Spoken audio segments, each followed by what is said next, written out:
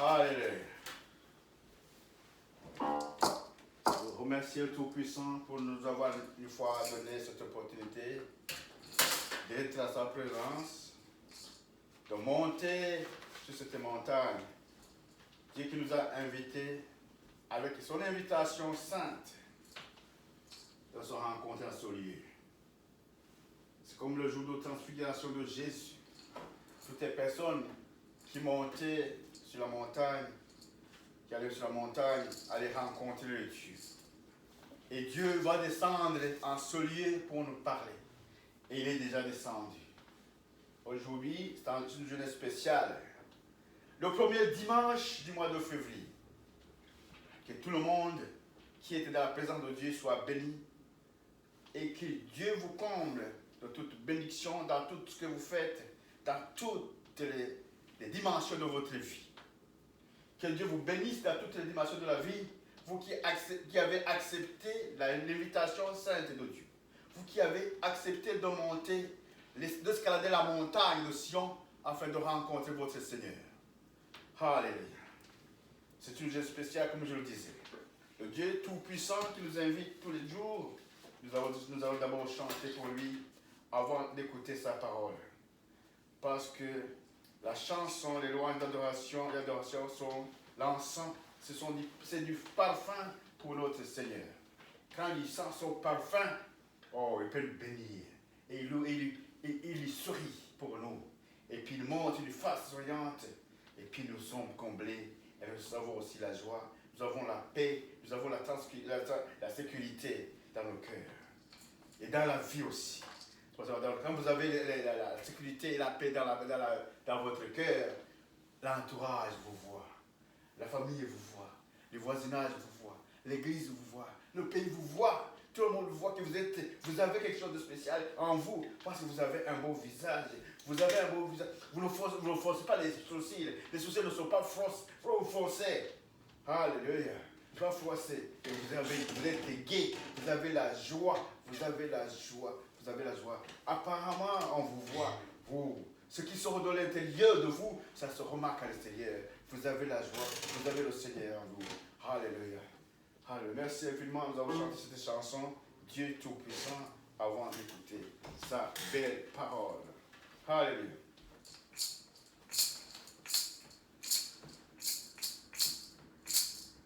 Dieu Tout-Puissant, dans mon cœur considéré,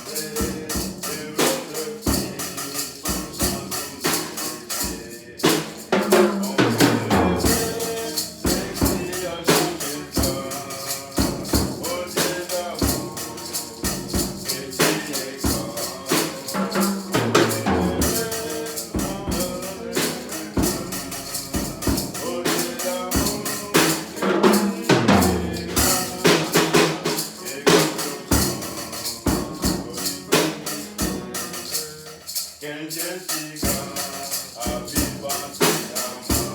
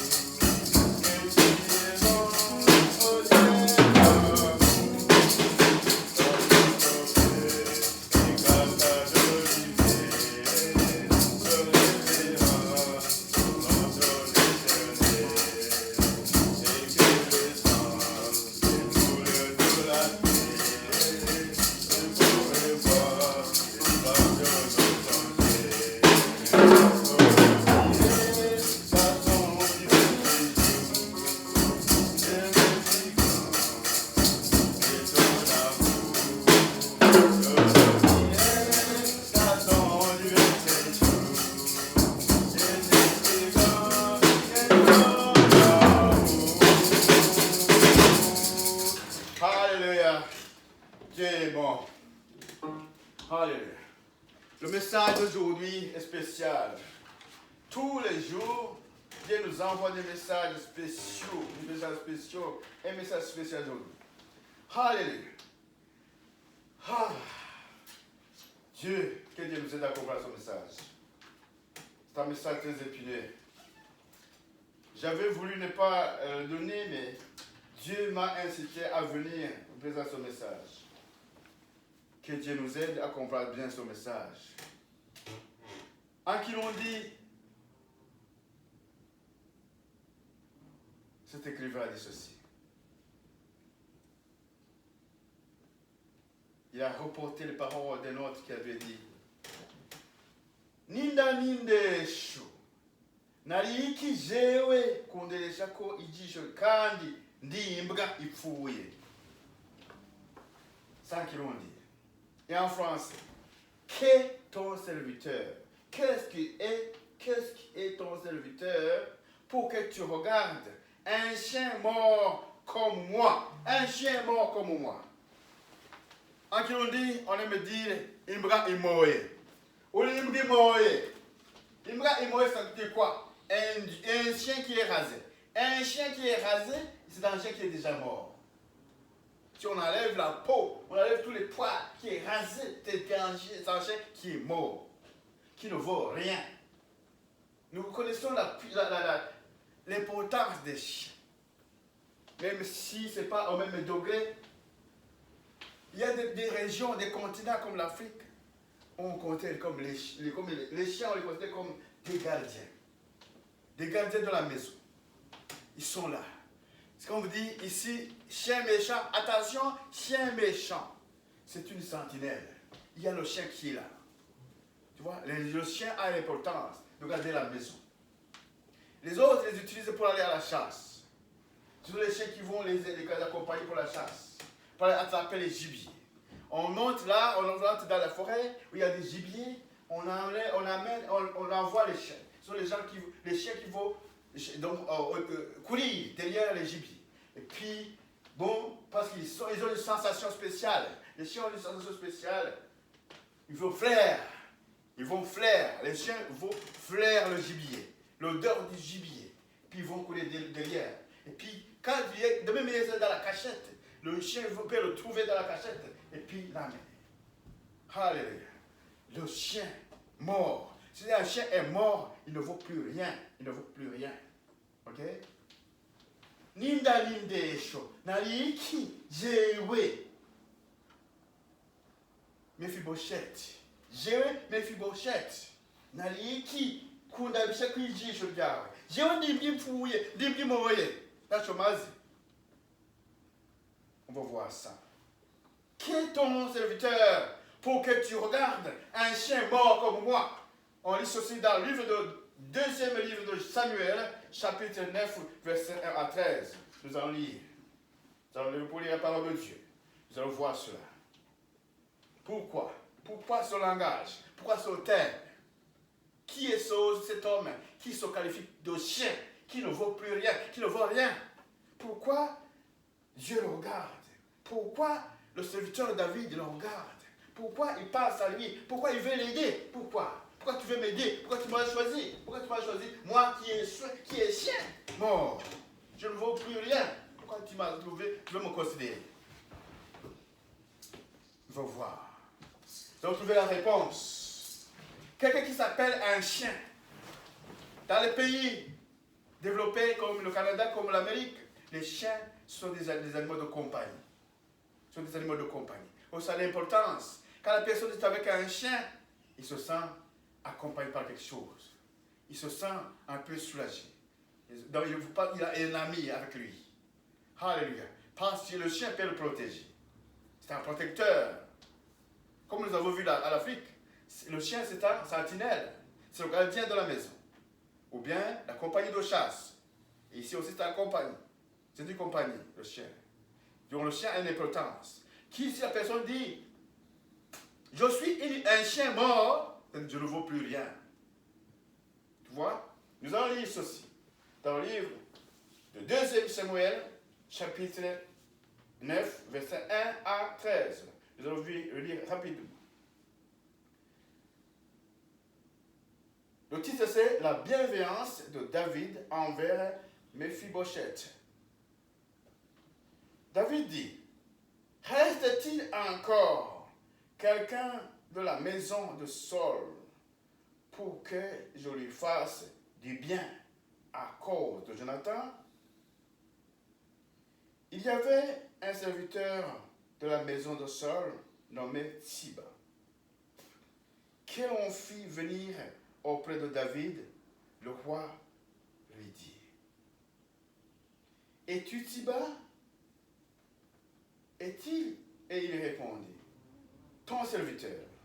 Le roi dit, n'y a-t-il plus personne de la maison de Saul pour que je juge envers lui de la bonne volonté, de la bonté de Dieu?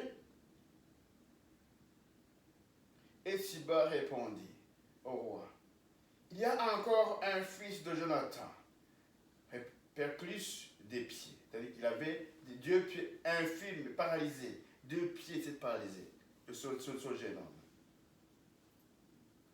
Le roi dit, où est-il?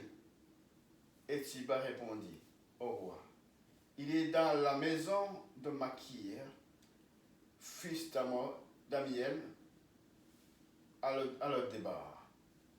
Le roi David l'envoya chercher dans la maison de Makir, fils d'Amiel, à le débar. Et Méphibosheth, fils de Jonathan, fils de Saul, vint auprès de David, tomba sur sa face et se prosterna. David dit, Méphibosheth, et il répondit, voici ton serviteur. David lui dit, ne crains point, car je vais te faire du bien à cause de Jonathan ton père.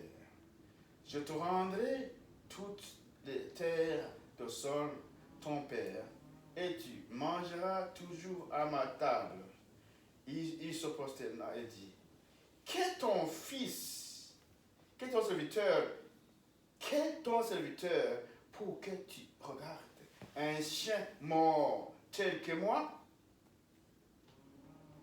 Le roi appela Siba, serviteur de Saul, et lui dit, je donne au fils de ton maître tout ce qui appartenait à Saul, à toute sa maison. Tu cultiveras pour lui les terres, toi, tes fils et tes serviteurs, et tu feras des récoltes afin que le fils de ton maître lui paie à manger. Et Méphibosheth, fils de ton maître, mangera toujours à ma table. Or Siba avait 15 fils et 20 serviteurs. Il dit au roi, ton serviteur fera tout ce que le roi, mon seigneur, ordonne à son serviteur. Et Méphibosheth mangea à table de David comme l'un de ses fils du roi. Méphibosheth avait un jeune fils nommé Mika. Et tous ceux qui demeuraient dans la maison de Siba étaient en serviteur de Méphibosheth. Méphibosheth habitait à Jérusalem car il mangeait toujours à la table du roi. Il était boiteux des deux pieds. Alléluia. Ninda nindesho naliki jewe kunderesha ko ijisho kandi ndimbwa ipfuye. Ça c'est Méphibosheth. Qui est-ce que je suis, moi, pour que tu regardes, que tu me diriges ton regard vers moi? Moi, je ne vaux rien. Je suis un chien qui est déjà mort. Tu vois cet enfant qui parle, qui est cet homme qui parle comme ça, qui se considère comme un chien, qui ne vaut plus rien. La parole de Dieu, là. Alléluia. Que Dieu nous aide. Cet homme, c'est qui? Et pourquoi David l'avait choisi? Nous allons voir des choses. Première chose, à commencer par cet homme-là, Méphibosheth. C'était le petit-fils de Saul. Ok? C'était l'enfant de Jonathan. Jonathan était était l'enfant de Saul, le roi Saul, le premier roi des Israélites. Et Jonathan était un ami de David. Ok? Vous vous souvenez, deux semaines passées, nous avons parlé de la destitution du roi Saul parce qu'il était mal comporté. Dieu a envoyé Samuel pour aller oindre, pour aller introniser, pour mettre à la place de Saul, pour le remplacer par David. Ok? Et puis Saul, ayant vu qu'il était destitué de son pouvoir, il est chassé du pouvoir, il commence à être rival à David. Il commence à avoir donc, une contre David. Oui, David, quand il a été choisi, il était encore petit. Vous vous souvenez quand, pour le choix, on a fait le choix entre 8 personnes. Dieu avait dit à Samuel d'aller oindre. Il m'a dit que c'est mavuta. Il m'a dit que Samuel, il m'a dit que c'est mavuta. Au moins, yes. De Jesse, il y avait 8 enfants. Jesse avait 8 enfants. Vous savez que Dieu avait envoyé Samuel pour aller oindre. Pourquoi il voulait destituer Saul? Il m'a dit que Saul, couvert Saul, il y a il m'a dit que il y a ituma Samuel. Samuel yasize amavuta. So, imaze gutuma kandi Samuel baze kumukura gusiga amavuta uwundi mwami. Kandi nawe yari harazi. Nga Samuel kwera David. Nous avons vu que David gardait les moutons dans la forêt. On l'a appelé après. Et puis il a été intronisé. Il a été oint puis remplacé le sort. Mais parce qu'il était encore jeune, il devait encore passer du temps au palais royal pour voir comment ça se passe, comment ça se gouverne. Ok? Et puis il a continué à faire des pratiques, Nous avons vu que David était un enfant guerrier. C'était un guerrier, il protégeait les moutons. Et même là aussi, quand il a commencé à aller au service du roi, au service là-bas, il continuait à mener bien les guerres. Partout où on l'a mené, il combattait, il avait du succès. Et puis, Saul, le roi, qui était là, n'était pas fier. Il a voulu le tuer. Voilà. C'est un rival, mais attention des rivales. Lui qui a été destitué, et l'autre qui va prendre la place. Ok? Mais l'autre qui va prendre la place, c'est un ami de l'ami du fils du roi. Nous avons dit qui? Nous avons ceci. Mubana! Jonathan Mwana. Wa Saul, umwami Saul. Jonathan akunda na David. David qui va être héros. Tu vois? Ils avaient signé même des engagements. Si vous lisez Samuel, 1 Samuel chapitre 18, verset 1 à 4, on peut lire ça. Voilà l'amitié qu'ils avaient. L'amitié. 1 Samuel, chapitre 18. Verset 1. Verset 1 à 4. Ok? Lisons ceci. David avait achevé de parler de Saul, à Saul. Ici, il était encore là au palais royal. Et dès lors, l'âme de Jonathan fut attachée à l'âme de David. Tu vois, l'âme de Saul, de Jonathan, était attachée à l'âme de David. Connexion directe, des amis, ils deviennent des amis. Ok? Ce même jour, Saul retint David et ne lui laissa pas retourner dans la maison de son père. Jonathan fait alliance avec David, avec qui il aimait encore, il aimait comme son âme. Il aimait David comme lui, il se s'aime. Il aimait David comme il s'aime lui-même. Ils avaient une connexion spéciale. Tu vois? Il ôta le manteau qu'il portait pour donner à David et lui donna ses vêtements, même son épée. son arc et tout ce qu'il a dit. Son arc, son épée, sa ceinture, il donne. Son ami, tu vois, son ami, il donne tout. Les souliers, le pantalon, ses vêtements, même sa ceinture et son arc, il donne, son épée, il donne. David est devenu roi. Mais, pas encore commencé le travail. Il est encore comme dans le stade probatoire. Mais Saul veut le tuer. Parce qu'il voit qu'il a des connexions avec son fils. Mais, heureusement que, parce que l'alliance, ça a duré. L'alliance. Aujourd'hui, regarde, il y a Jonathan, il y a David. Regarde comme ça. Voilà. Même si le père de Jonathan voulait tuer David, le garçon allait dire à David, le garçon Jonathan allait dire à David, mon père a décidé de te tuer.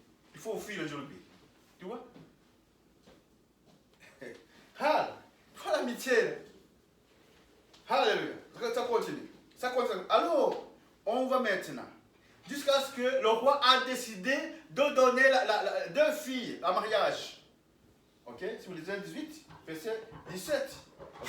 Saul dit à David, voici je te donne en mariage ma fille aînée, Mérab. Mais Mérab a été pris par les nôtres. Il veut lui donner qui encore? Michal. Ok? Verset 20. Chapitre 18, verset 20. Pour le mariage. Pour qu'il le piège. Ok. Si tu te maries avec ma fille, là, je vais t'avoir. Donc, le roi Saul était de faire des pièges, de piéger David pour le tuer. Mais David a accepté, donc. Même avant même, il l'a envoyé dans la guerre pour pouvoir le tuer, puis il soit tué. Il ne voulait pas le voir en vie. Mais il dit par exemple pour avoir sa fille, il avait dit d'aller tuer 200 Philistins. Il compte de tuer 200 et puis apporter le sexe, le prépuce. Tu vois? Donc couper le sexe pour les apporter au roi. Pour qu'il donne sa fille. Tu vois? Comme il donne, tu vois? C'est pourquoi on ne parle pas de dot dans la Bible. Parce que c'est ça. Oh, alléluia. Que Dieu nous aide. David est allé le combattre. Il a battu les Philistins. Il a coupé les prépuces. Il les a emmenés. Vous lisez cela au verset combien? Tu vois?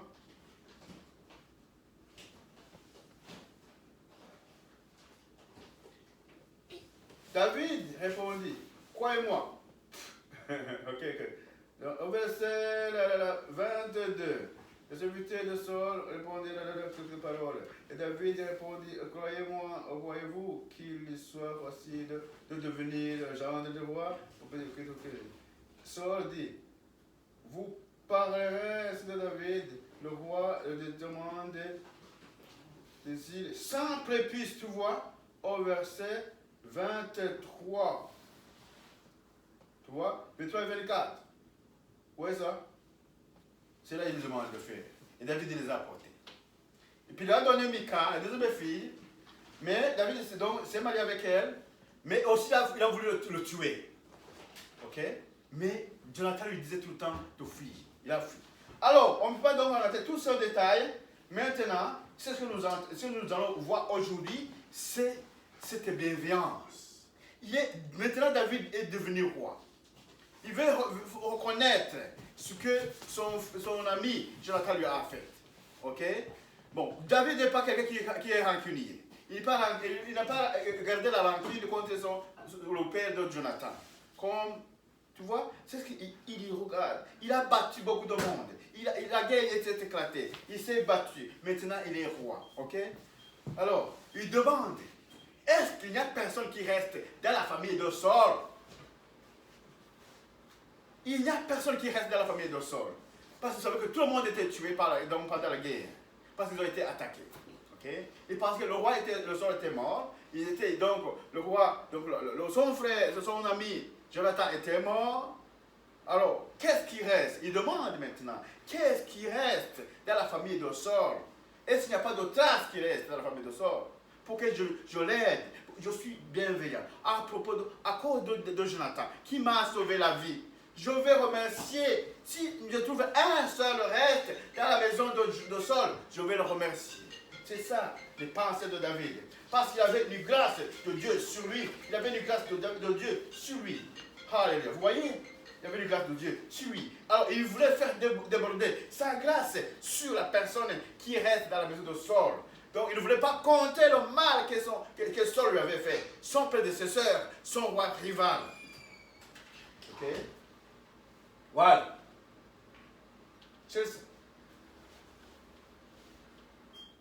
Tu vois? Reste-t-il encore quelqu'un dans la famille de Saul? Est-ce qu'il y a des gens qui pensent comme David aujourd'hui? Avec le rival, son prédécesseur qui a voulu le tuer. Mais il y avait un enfant qui l'a sauvé. Pendant le pays où il y a des guerres, il y a des gens, il y a des bienfaiteurs qui peuvent sauver les autres. Même s'ils ne sont pas de même ethnie, ils ne sont pas de même race, qui les sauvent. Est-ce que vous avez pu être reconnaissant quand on vous a sauvé? Est-ce que vous avez été reconnaissant de la personne qui vous a sauvé pendant la guerre? Est-ce qu'il y a quelqu'un qui a été reconnaissant de la personne qui l'a caché pendant la guerre? Qui nous aide? Saul, malfaiteur, veut tuer son rival. Mais David n'était pas rival. David était un bon dirigeant, un bon guerrier. Dieu l'avait béni.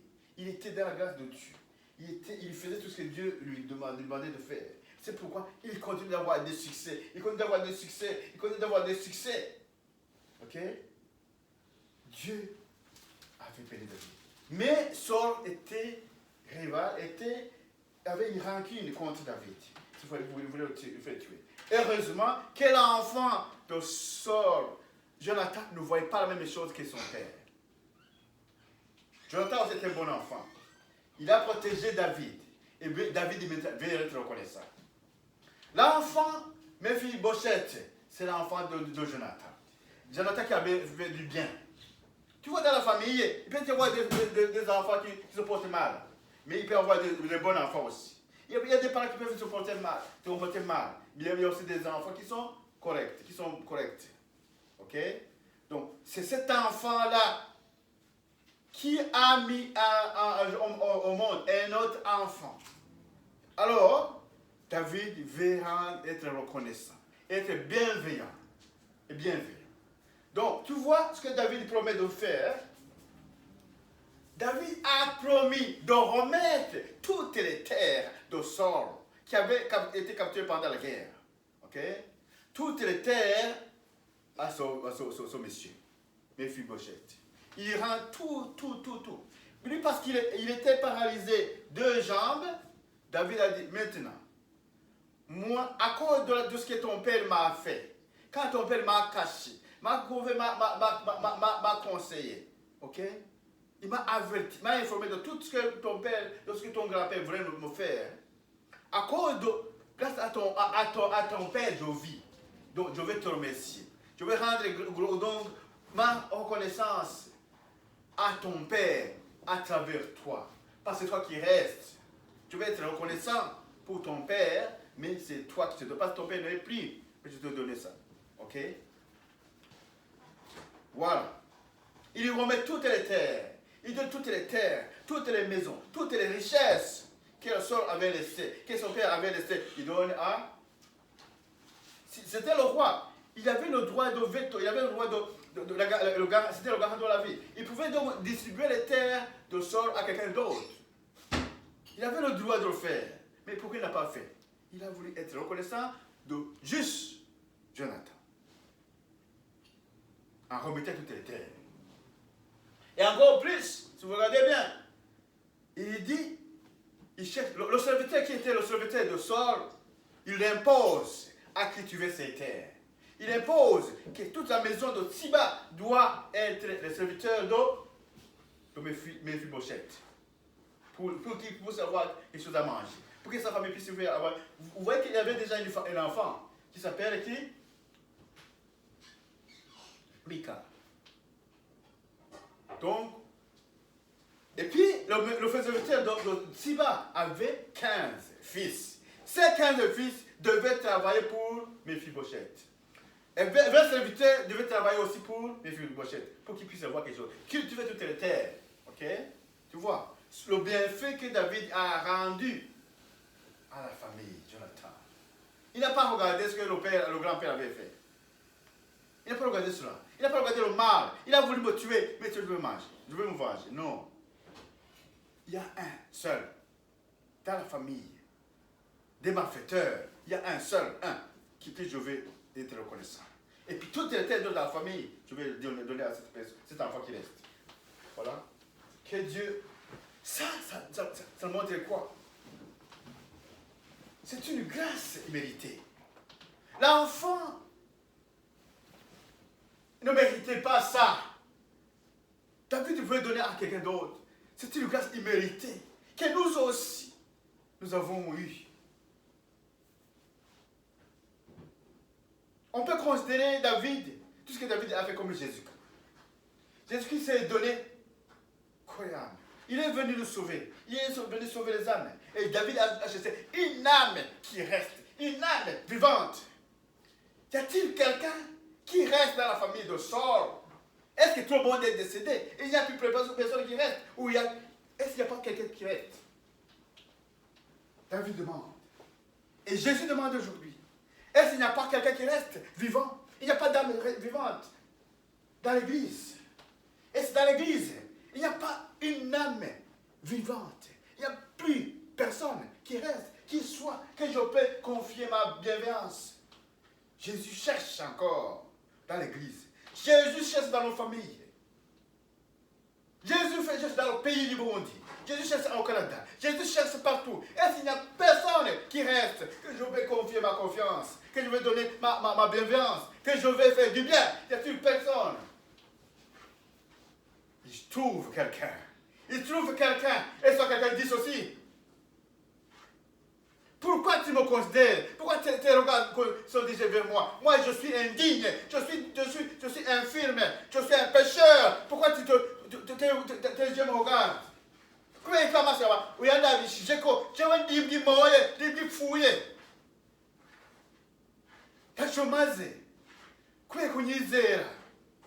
Mais Dieu veut sauver quelqu'un. Dieu veut te faire du bien. Dieu ne regarde pas ton passé. Dieu ne regarde pas ton passé. David n'a pas regardé le passé de la famille de mes filles Bochette. Et Dieu aussi. Jésus n'a pas regardé ton passé. Il veut nous sauver. Voilà. Dieu veut nous sauver. Comme David a voulu faire la bienveillance au petit-fils de Saul, le malfaiteur, le cruel. Jésus ne regarde pas ton passé. Il ne regarde pas là où tu es passé. Si nous restons maintenant dans la communion, désormais, depuis aujourd'hui, si nous acceptons son appel, si nous restons dans sa communion, comme Méphibosheth, il a accepté. Il a accepté. David l'a appelé. Maintenant, toi, Méphibosheth, même si tu te considères comme un chien déjà mort, je t'invite à la table. Tu vas venir au palais royal. Tu vas venir au palais royal. Désormais, tu vas vivre dans mon palais. On va manger à la même table. Alléluia, alléluia, alléluia, alléluia. Viens manger avec moi jusqu'à la fin de tes jours. Pour l'éternité. Pour toujours. Et il a accepté d'aller. Méphibosheth, qui se considérait indigne d'être dans la maison du roi, il a accepté d'aller manger avec le roi. Pour toujours. Voyez? Méphibosheth, verset 13, habita à Jérusalem, car il mangeait toujours à la table du roi. Tu vois? Il était boiteux de 2 pieds, mais personne ne voyait pas ses pieds. Ne voyait pas qu'il était boiteux. Nous sommes boiteux, nous sommes des pécheurs, mais Jésus nous appelle. Et si nous restons dans la communion avec Jésus, si nous restons dans la communion avec Dieu, Dieu ne va pas voir nos péchés. Dieu ne va pas considérer nos passés. Tu vois? Tous les passés seront finis. Il va considérer seulement notre vie actuelle. Est-ce que vous acceptez de manger à la table du roi? Est-ce que vous acceptez de manger avec Jésus toute votre vie? Est-ce que vous acceptez que Jésus vous appelle pour aller manger avec lui? Est-ce que vous acceptez ça? Aujourd'hui, nous allons faire un petit message. Juste un petit message. Et nous avons fini. Nous avons fini aujourd'hui. Il nous appelle si nous attendons la voix. David a rassuré Méphibosheth. Ne dis pas que tu es indigne. Moi, je veux être reconnaissant. Je veux te faire du bien. Je veux être reconnaissant de ton père. Je veux être reconnaissant pour ton père. De ce qu'il m'a fait. Il m'a caché pendant que ton grand-père voulait me tuer. Il m'a beaucoup piégé. Il m'a donné beaucoup de piéger. À maintes reprises. Il m'a piégé à maintes reprises. Il m'a même donné ses filles pour que je me marie avec ses fils. Afin qu'il puisse m'avoir. Mais il ne veut pas eu à cause de Jonathan qui m'a sauvé, qui m'a informé de toutes choses que ton grand-père voulait me faire. Jonathan m'a informé, ton père m'a informé. Maintenant, je suis ici pour te remercier ton père qui n'est plus. Mais c'est toi que je donne. C'est toi que je donne. Je veux que tu viennes dans mon palais. Je veux que tu viennes vivre avec moi dans mon palais. Et on va partager la même table. On va manger à la même table. Est-ce que les croyants d'aujourd'hui sont comme David? Est-ce qu'ils sont reconnaissants comme David? Ou vous faites comme celui qui a dit Omwana w'imbeba azirwa kugwa nyina. Omwana w'imbeba azirwa kugwa nyina. Omwana w'imbeba azirwa kugwa nyina. La Bible nous dit ceci. David vient de nous démontrer que l'enfant ne peut pas être accusé des fautes de sa mère. Parce que quand nous voyons une souris, souvent nous courons derrière la souris et nous la tuons. Pourquoi? Parce que sa mère vous a mordu les pieds, sa mère vous a mangé votre nourriture. Quand vous voyez la souris, vous la tuez. Sa mère a mordu vos linges, a mangé vos linges. Il a fait des trous à briser vos linges. Quand vous voyez une souris, vous la tuez. Même une petite souris, vous avez. Je te dis parce que ta mère m'a mangé mes habits. C'est pas ça. David n'a pas considéré ça. Il ne voulait pas faire du mal à Méphibosheth parce que le grand-père avait fait du mal. David a voulu juste remercier une seule personne dans la famille qui a fait du bien. Être reconnaissant. Nous avons parlé de la bienveillance. C'est chercher le bonheur de quelqu'un. Chercher le bonheur. Lui qui se considère indigne. Méphibosheth se considère indigne. Est-ce qu'il y a des Méphibosheth aujourd'hui dans l'église? Est-ce qu'il y a des Méphibosheth aujourd'hui dans notre communauté? Est-ce qu'il y a des Méphibosheth aujourd'hui dans notre famille? Oui. Il y a des enfants qui restent. Il y a des âmes vivantes qui restent. Qu'il faut sauver. Nous savons que Jésus est venu chercher et sauver une âme. Les âmes perdues.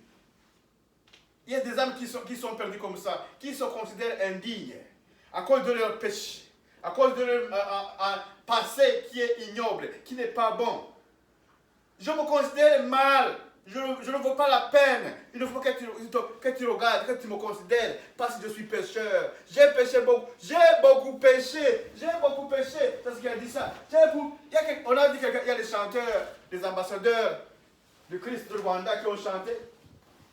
Quand on a dit à quelqu'un d'aller au ciel, veux-tu aller au ciel? Elle dit non. Je ne veux pas aller au ciel. Pourquoi?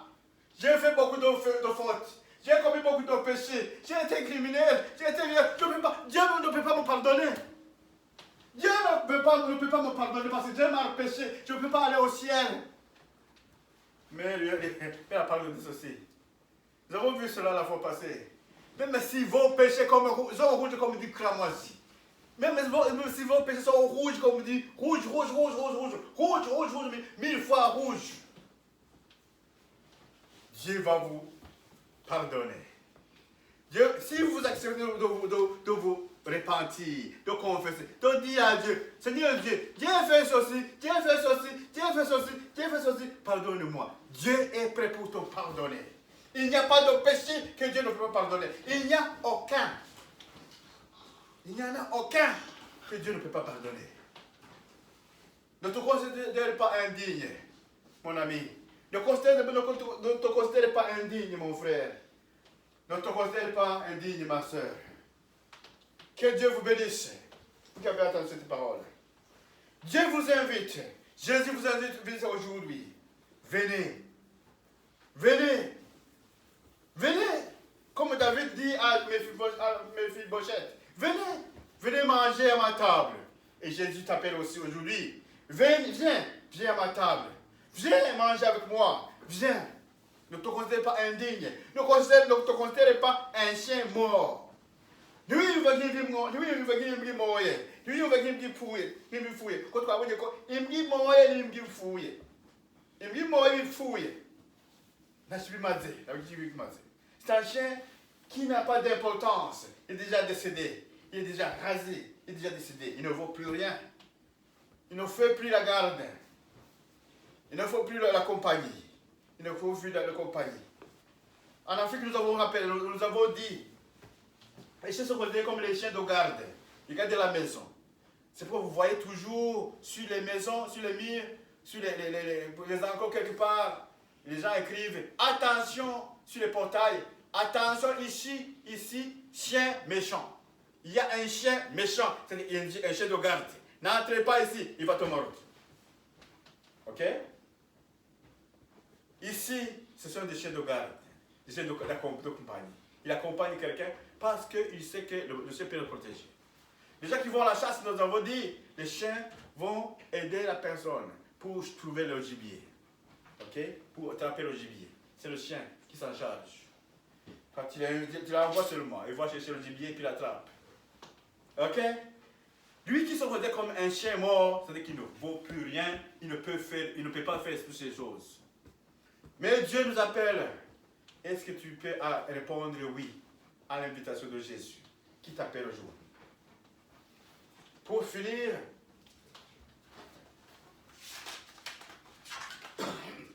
disons,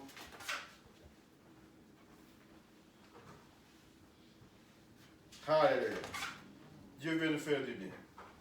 Matthieu verset 29, chapitre 26, verset 29. Pour finir ça, pour comprendre. Ne sois pas comme les gens. On va lire ça aussi.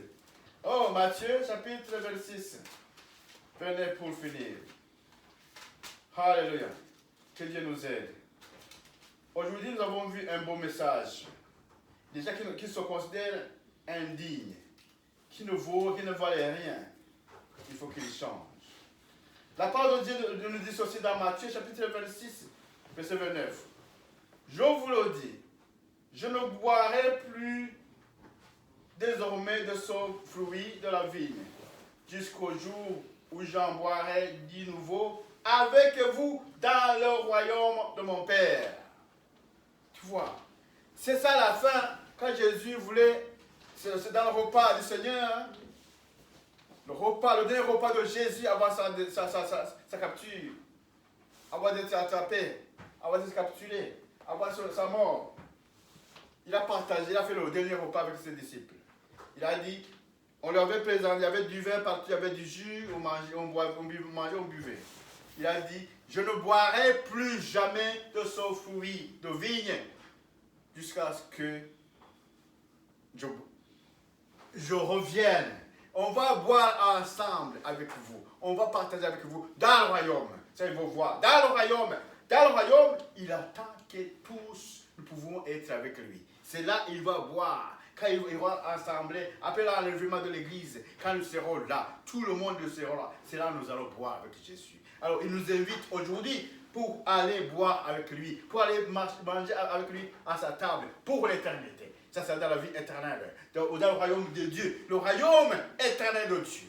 C'est là que nous allons boire ensemble avec Jésus. Et il nous invite aujourd'hui. Ne vous considérez pas indignes. Il nous appelle. David a répondu oui. David a appelé Méphibosheth. Il a accepté. Et nous aussi, nous devons accepter. Dieu ne considère pas notre passé. Dieu ne considère pas ce que nous avons fait dans le passé. Il veut nous faire du bien. Il veut que nous puissions hériter de la vie éternelle. Que tous ceux qui avaient écouté cette parole vous soient bénis. Alléluia. Alléluia. Alléluia. Uhoraho uri mu ijuru n'isi tumugushimiye. Iri jambo rirakomeye, ijambo rikomeye cyane. Ubega ndiki kundabisha kwijisho ngo jewe ndi ndipfuye. Quel ton serviteur pour que tu regardes moi qui est comme un chien mort. Seigneur Dieu, aie pitié de nous. Nous nous considérons toujours indignes. Ntituri beza cyane mwami. Kuba twubona kutari beza. Ariko wowe ushaka kutugirira ubuntu n'imbabazi.